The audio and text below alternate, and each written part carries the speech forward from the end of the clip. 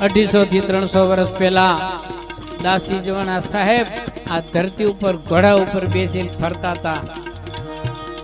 હવે એ તો એ સ્વરૂપ કેવું હશે એની કલ્પના કરવાની રહી, પરંતુ અત્યારે આપણા ઘોઘાબદ્રવાસી આપણા શામળા બાપુને જોઈ લ્યો તો આપણને લાગે કે કાંઈક જીવન સાહેબ એમાં હશે, કાંઈક અંશ છે. જ્ઞાન રે ગરીબી જોને સંતોની સેવા,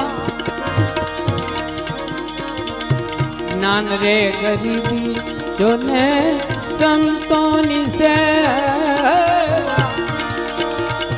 પ્રેમ રે ભક્તિ નો જોને સંગ હવે પાલું